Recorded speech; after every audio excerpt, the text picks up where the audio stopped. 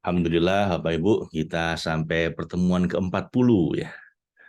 Tanggal 14 Oktober 2023 membaca bersama Psikologi Tafsir Al-Jailani. Kita sampai di Al-Baqarah ayat 260, ini hampir-hampir ayat yang terakhir. Kurang 20-an ayat lagi.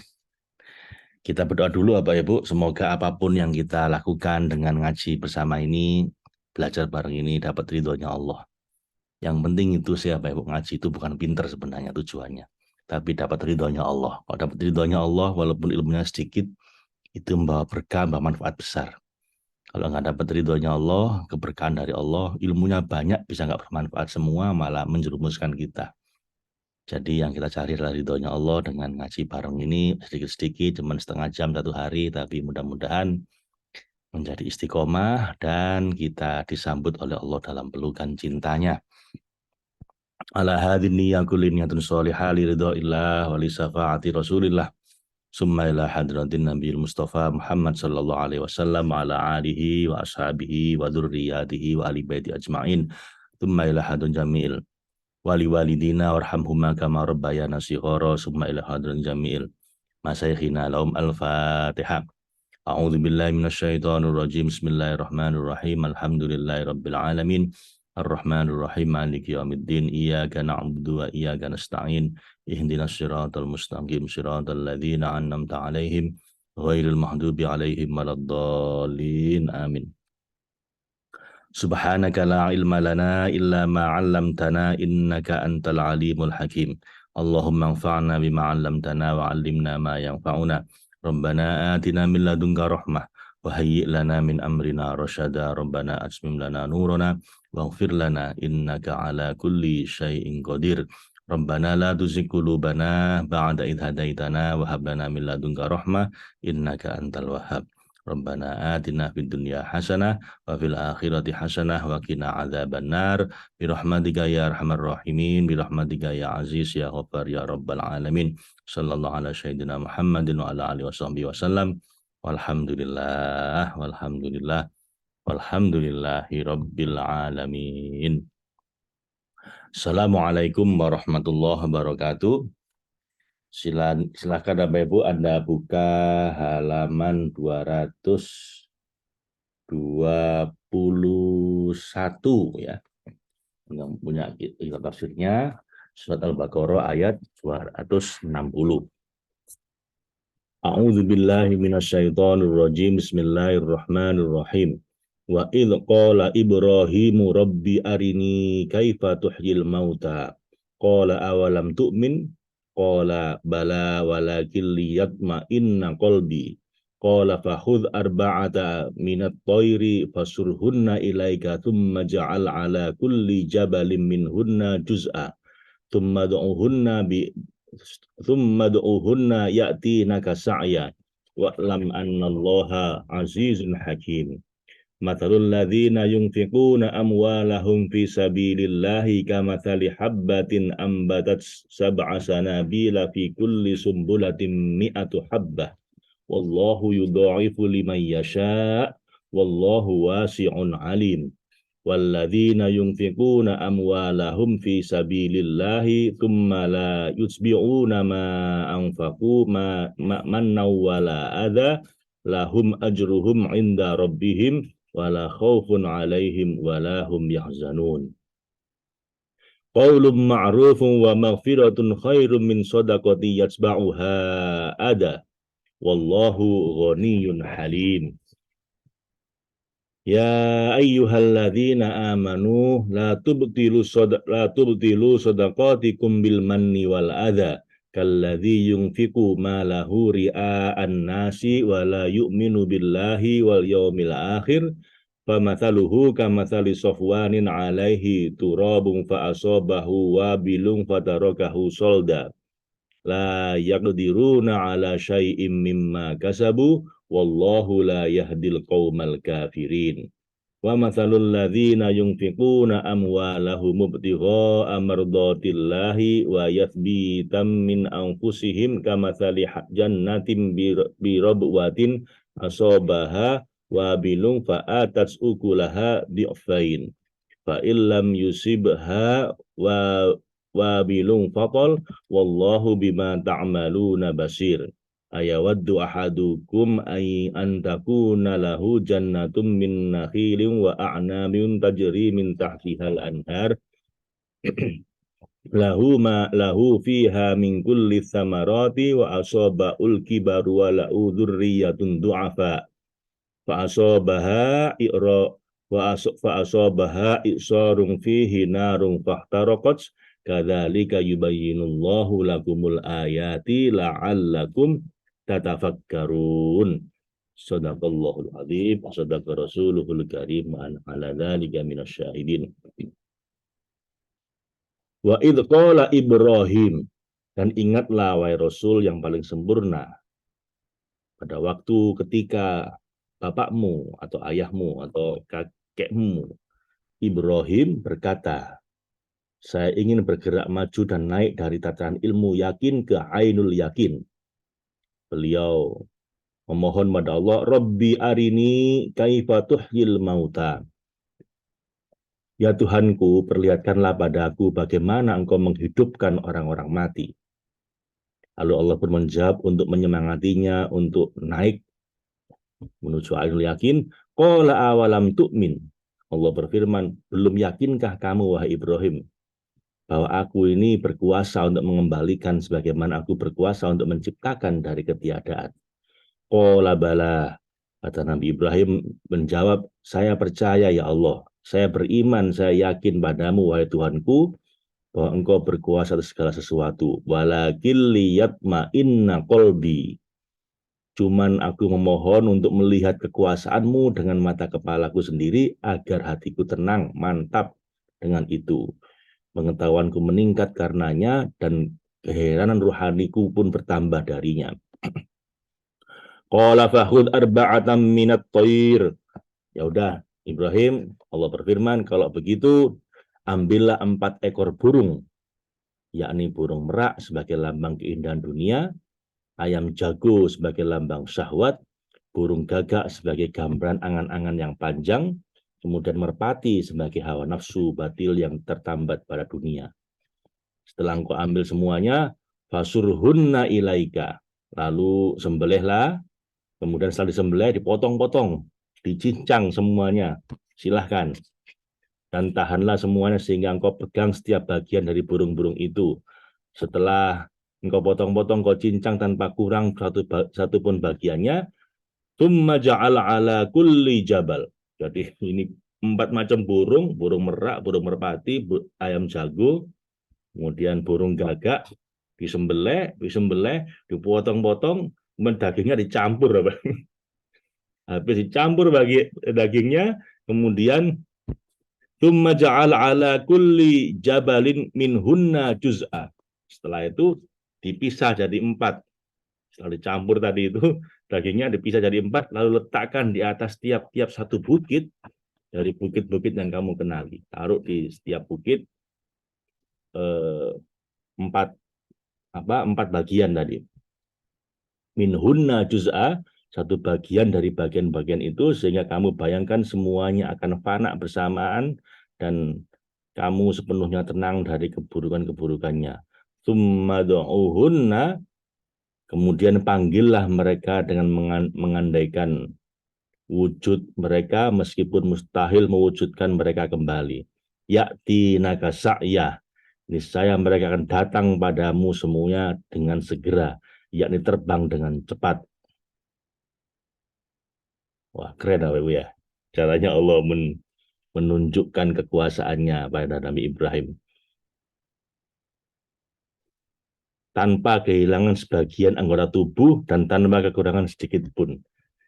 Udah 4 macam burung, disembelih, dicincang, dicampur dagingnya, kemudian dibagi 4, ditaruh di bukit-bukit, lalu dipanggil. Begitu dipanggil, itu daging yang tercampur tadi tiba-tiba ngumpul jadi satu dari masing-masing burung dan kemudian datang pada Nabi Ibrahim tanpa cacat sedikit pun.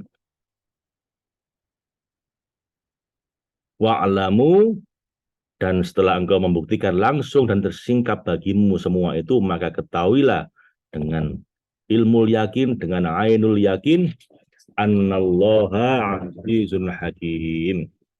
Allah yang maha perkasa, mengalahkan, maha kuasa atas segala yang dia kehendaki, dan maha bijaksana, sang milik hikmah sempurna dalam setiap apa yang dia kerjakan dan dia kehendaki. Mengingkari kebangkitan atau al-hasyr dan dikumpulkannya an-nasr manusia di akhirat itu tiada lain bersumber dari akal juz'i atau akal parsial yang tertutup oleh waham dan imajinasi yang tidak dapat menjangkau rahasia-rahasia hubungan nyata antara al-haq dan bagian-bagian alam yang bersumber darinya. Dan semua itu bersifat baru, bermula, dan akan berakhir.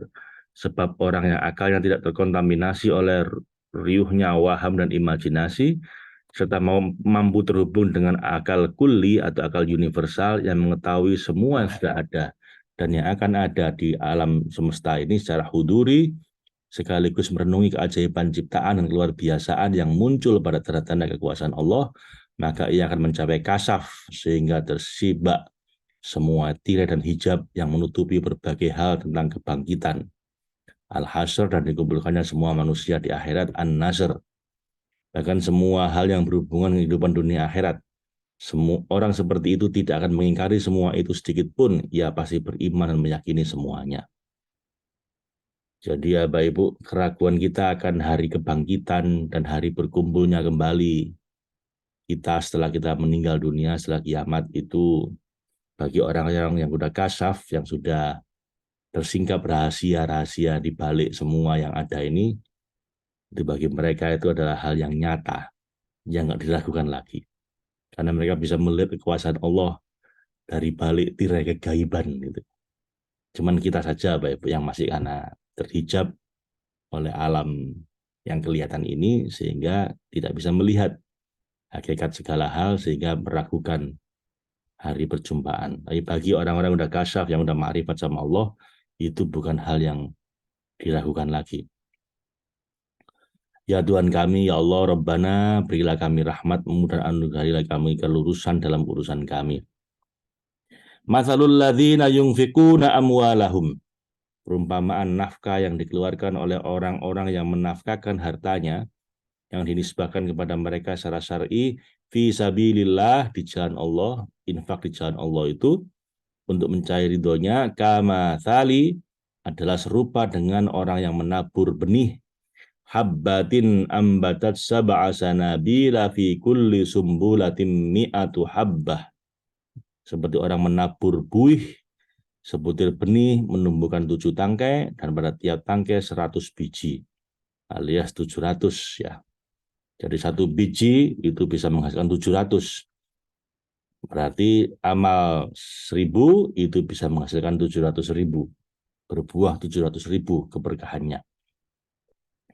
Dan Allah melipat gandakan sejalan dengan kudratnya yang sempurna dengan melipat gandaan tiada terbatas. Wallahu yudha'ifu liman yasha. Melipat gandaan yang tak terbatas itu bagi siapa yang dia kehendaki di antara para hambanya, yang tulus berinfak dengan keikhlasan mereka dan penyerahan diri secara total pada Allah. Wallahu wasi'un alim. Dan Allah yang bertajalli di cakrawala di dalam diri maha luas karunia-Nya, tidak ada kesempitan dalam anugerah dan nikmat-Nya, lagi maha mengetahui keadaan orang yang menghadap padanya dan berderma secara ikhlas dengan demi ridhonya. Sungguh tidak ada sesuatu pun yang lepas dari ilmunya. Jadi ya Bapak Ibu, kita sedekah 1000 itu bisa dilipat gandakan sampai 700.000 oleh Allah untuk mereka yang dikehendaki. Jadi tidak selalu Bapak Ibu. Artinya apa? Tergantung kadar keikhlasan kita. Justru kalau kita bersedekah dengan berharap supaya dilipat gandakan, berarti kurang ikhlas. Akhirnya malah nggak dilipat gandakan sama Allah. Sedekah yang ikhlas itu adalah sedekah yang Anda merasa sekedar kewajaran hidup ya. Sekedar meneruskan kebaikannya Allah pada kita. Dan habis sedekah lupa. Itu tanda sedekah kita itu ridho, ikhlas, diridhoi oleh Allah adalah ketika bersedekah Anda nggak merasa melakukan sesuatu yang hebat, biasa saja. Dan setelah bersedekah, Anda lupa Sudah lupa, nggak diingat-ingat lagi. Itu kata Ibnu Athaillah dalam kitab Al-Hikam, satu tanda bahwa amalmu diterima dan diridhoi oleh Allah adalah setelah kamu beramal baik, kamu lupa. Ketika kamu beramal baik, kamu nggak merasa bahwa itu sebuah kehebatan. Tanda bahwa amalmu itu nggak diterima sama Allah adalah kamu habis beramal ingat terus. Wah, hebat. Saya dulu pernah bangun masjid ya, jalan gitu. Wah, saya ini. Nah, makanya Bapak Ibu seringkali amal yang dianggap gede sama Allah itu amal yang kita remehkan, yang kita nggak anggap itu sebuah amal baik dan setelah itu kita lupa. Sementara amal yang diremehkan oleh Allah adalah amal yang kita menganggap itu hal yang besar. Sehingga ingat terus, wah ini masjid ini saya yang bangun. Saya habis 5 miliar gara-gara bangun ini. Kalau Anda ingat terus, Anda banggakan terus, Anda lihatin terus, ya, malah akan diterima sama Allah. Sementara Anda mungkin dengan tanpa sadar Anda sekedar menolong orang yang sedang kesusahan, lalu Anda lupa dengan itu, Anda nolongnya dengan ridho, dengan ikhlas, maka Allah pun ridho sama kita dan itu dijadikan amal yang besar. Makanya Imam Ghazali ketika beliau wafat, sahabatnya mimpi tentang beliau dan tanya sahabatnya, wahai Imam, apa amal Anda yang diterima oleh Allah? Beliau bilang, nah itu di luar dugaan. Apakah itu kitab Ihya Ulumuddin yang monumental itu ternyata bukan. Apakah Riyadho Anda yang luar biasa itu bukan. Ternyata apa ya Bu, satu amal yang beliau udah lupa, bahkan udah hampir nggak sadar bahwa itu sebuah amal baik. Suatu hari, suatu malam beliau sedang nulis kitabnya, lalu ada serangga yang minum dari tinta apa yang ada di yang beliau pegang itu. Lalu dilihatin aja serangga itu dan beliau dengan penuh kasih sayang, loving kindness, membiarkan serangga itu minum sampai puas. Ada menahan diri untuk mengusir atau melanjutkan nulis. Beliau cuma liatin sambil dengan penuh kasih sayang. Makhluknya Allah Subhanallah lagi minum. Ya, teruskan. Begitu selesai, beliau taruh, dilanjutkan menulis. Loh itu bahkan beliau nggak sadar bahwa itu sebuah kebaikan. Sekedar karena beliau sayang saja sama makhluknya Allah. Dan kata Imam Ghazali, itulah amal yang menjadi pembuka diterimanya semua amal saya yang lain. Jadi apa Ibu, anggaplah amal baik itu sebuah kewajaran hidup. Kita ini kan dikaruniai hidup sama Allah gratis, nggak pakai bayar. Yang suruh bayar kan ngontrak rumah, yang lain-lain. Tapi dari Allah bahan bakunya gratis. Anda makan dikasih sama Allah gratis. Yang suruh kita bayar kan cuman penanamnya, tukang kebunnya. Tapi kalau Anda nanam sendiri kan gratis. Jadi kita ini ngontrak di bumi ini hidup dari bayi sampai dewasa ini digratisin sama Allah. Allah cuma minta bayaran apa? Beribadah dengan ikhlas, ridho sama Allah, dan berbuat baik pada makhluknya yang lain. As simple as that, Bapak Ibu. Jadi nggak usah merasa gimana-gimana ketika beramal. Anggap aja kewajaran hidup ya. Sekedar saya bayar kontrakan di bumi gitu. Bayar kontrakan saya di bumi ini sama Allah cuman diminta untuk ibadah yang ridho, yang ikhlas, sama berbuat baik pada hambanya yang lain. Lanjut Bapak Ibu, berilah kabar gembira wahai Rasul yang paling sempurna kepada alladzina yunfikuna amwalahum fi sabilillah, kepada orang-orang yang menafkahkan hartanya di jalan Allah sambil meyakini bahwa harta mereka adalah titipan Allah. Tsumma la yutsbi'una ma anfaqu manna wala adza. Kemudian mereka tidak mengiringi apa yang dinafkahkannya itu dengan menyebut-nyebut pemberiannya dan tidak menyakiti perasaan si penerima. Anda lihat ya. Kalau orang ikhlas itu kan amal lupa. Anggap itu hal yang biasa, kewajaran hidup, seremeh. Sementara orang yang nggak ikhlas biasanya menganggap amalnya itu sebuah kehebatan. Makanya karena menganggap itu besar, dia habis beramal, ngundat-ngundat. Apa orang Jawa bilang mundat-mundat itu apa, Pak? Menyebut-nyebut. Bukankah kamu udah pernah aku kasih? Apa kamu nggak ingat ketika kamu saya utangin, kamu sama kasih? Nah, gitu-gitu, Pak Ibu, batal pahalanya. Kalau Anda menyebut-nyebut pemberian Anda, itu batal pahalanya. Habis itu menyakiti yang dikasih. Mungkin Anda ngasih tamu, masih muda nggak mau kerja, Anda kasih. Ya, itu Anda menyakiti. Atau minta terus, wah, Anda nyakiti. Nggak usah, Pak Ibu. Dulu Pak D saya itu kekurangan, Pak Ibu. Terus yang sering bantu itu ayah saya. Dan beliau bilang sama kami, anak-anaknya ayah itu, aku itu sering dibantu orang.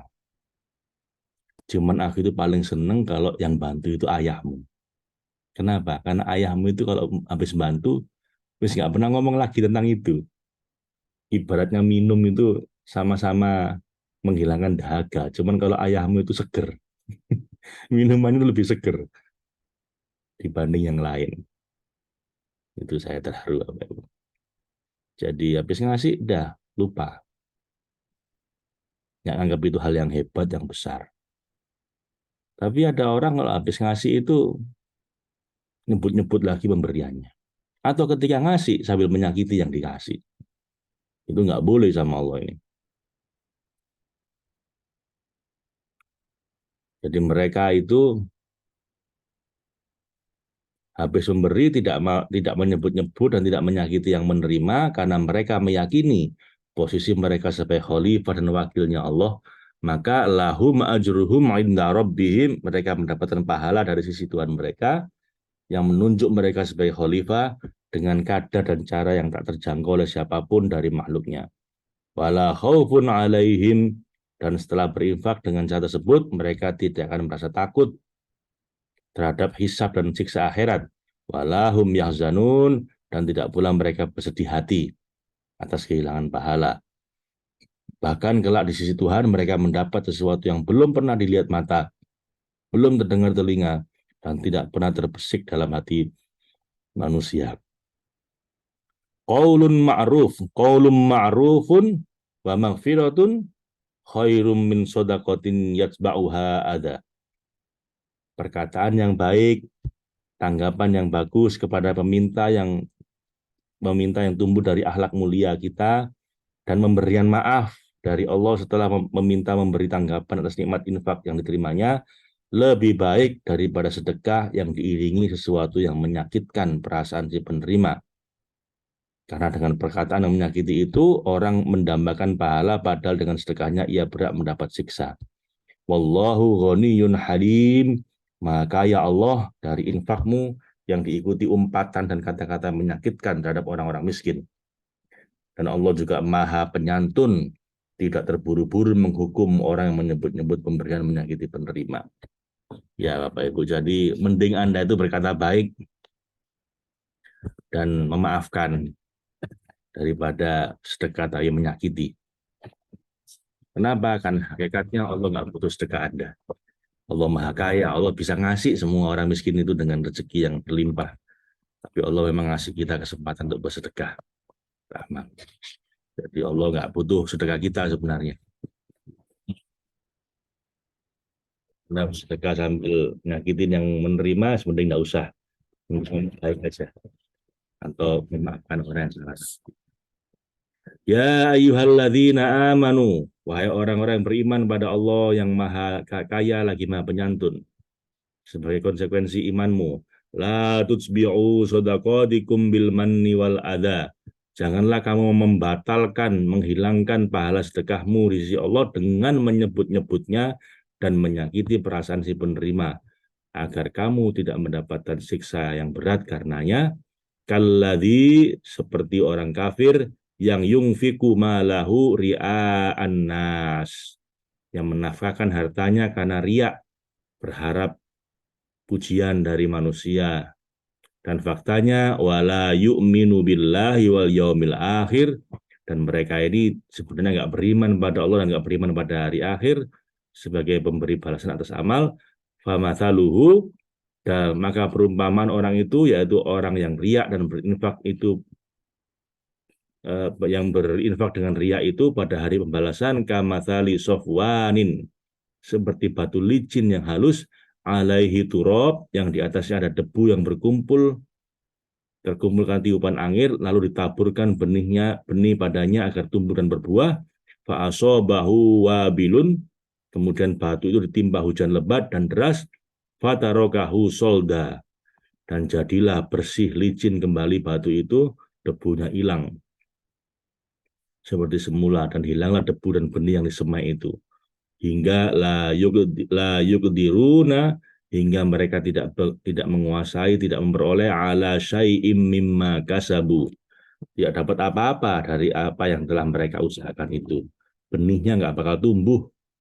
Dan Allah, wallahu la yahdil qaumal kafirin, dan Allah sang memberi petunjuk pada manusia, tidak memberi petunjuk pada orang-orang kafir yang mengungkit sedekahnya, menyakiti penerima pemberian mereka, sehingga gugurlah hikmah Allah terkait pemeliharaan orang fakir dan penguatan orang lemah. Maka orang beriman sudah selayaknya menjauhi perbuatan itu. Anda perhatikan, diulang 2 kali sama Allah. Nggak boleh mengungkit sedekah ya. Yang pertama tadi sudah kita bahas, yang kedua ini ditegaskan lagi, wahai orang-orang beriman, janganlah kau batalkan pahala sedekahmu itu dengan ngungkit-ngungkit dan menyakiti yang menerima. Jangan sampai kayak orang kafir gitu. Yang kalau sedekah itu riak, berharap pujian dari orang lain, dan mereka nggak percaya pada Allah dan hari akhir. Dan orang yang sedekah kemudian diungkit-ungkit seperti Anda itu menanam benih tapi di atas marmer licin, di atas batu licin. Anda kan tadi orang yang bersedekah seperti menanam benih, lalu dari benih itu tumbuh 700 buah. Jadi berlipat 700 kali lipat. Tapi nggak mungkin benih ini tumbuh kalau Anda nanamnya di batu yang licin, di atas marmer. Nah, orang yang habis bersedekah, ngungkit-ngungkit atau menyakiti yang disedekahin, itu seperti nanam benih di atas batu licin, di atas marmer. Nggak mungkin bisa tumbuh. Bahkan ketika ada hujan, benihnya ditimpa hujan, habis hilang semuanya. Jadi ya Bapak Ibu, ini Allah melatih kita, sedekah itu bukan antara kamu dan mereka. Sedekah itu antara kamu dan Allah. Karena Allah bisa ngasih rezeki mereka. Sangat bisa, Allah sangat kaya kok. Tapi memang Allah menjadikan ada yang kaya, ada yang miskin, supaya yang kaya bisa beramal lewat orang-orang miskin. Nanti salah satu tanda kiamat itu akan terjadi, Bapak Ibu. Anda akan susah menemukan orang yang disedekahi. Orang-orang udah pada lebih dari cukup semua, sehingga Anda mau sedekah, mau zakat, nyari orangnya susah. Nah, itu malah tanda kiamat, Bapak Ibu. Jadi justru kalau masih ada banyak orang miskin, itu masih jauh dari kiamat. Sehingga orang kaya bisa bersedekah. Bukan karena Allah butuh Anda, Allah nggak butuh, Allah maha kaya bisa mencukupi semuanya. Tapi ngasih kesempatan buat kita untuk sedekah dengan adanya orang miskin. Karena itu kalau sedekah jangan pakai menyakiti dan jangan ngundat-ngundat, jangan ngungkit-ngungkit lagi. Itu Allah tersinggung, Bapak Ibu. Allah tersinggung kalau ada kita ini bersedekah lalu ngungkit-ngungkit. Bahkan Allah menyebutnya innallaha la yahdil qaumal kafirin gitu. Allah nggak mau ngasih petunjuk pada orang-orang kafir. Kita dianggap kufur nikmat itu kalau seperti itu. Ini agak keras peringatan sama Allah ini. Wa matsalul ladzina yunfikuna amwalahum ibtigha amardatillah, dan setelah memberi perumpamaan infak oleh orang riya, Allah juga membuat perumpamaan orang beriman sejati dengan firman-Nya, matsalu, perumpamaan orang-orang beriman alladzina yunfikuna amwalahum, yang orang-orang yang membelanjakan hartanya di jalan Allah, ibtigha mardatillah, karena mencari keridhaan Allah, bukan karena kompensasi, bukan karena ingin dipuji, bukan karena kepentingan lain, bebas dari riya. dan mengungkit dan menyakiti orang lain, wa tathbitan min anfusihim, dan untuk keteguhan mereka yang lahir dari jiwa mereka, agar mereka teguh melaksanakan perintah Allah dan tugas kekhalifan darinya. Sebagaimana difirmankan, nafkahkanlah dari apa yang Dia telah menjadikanmu sebagai khalifah, kama tali jannatin, seperti sebuah kebun taman yang terletak di robwatin, di dataran tinggi, tanah yang tinggi di bumi, asobaha wabilun, yang disiram oleh hujan lebat, hujan yang sangat deras, fa'atats ukulaha di'fain, maka kebun itu menghasilkan buahnya 2 kali lipat dibandingkan yang ada di dataran rendah. Fa'illam yusibha wabilung fatol, jika hujan lebat tidak menyiraminya, maka embun pun memadai, bisa menyuburkan tanahnya. Maksudnya jika tidak terjadi hujan lebat pun, maka embun sudah cukup untuk melipat gandakan buahnya.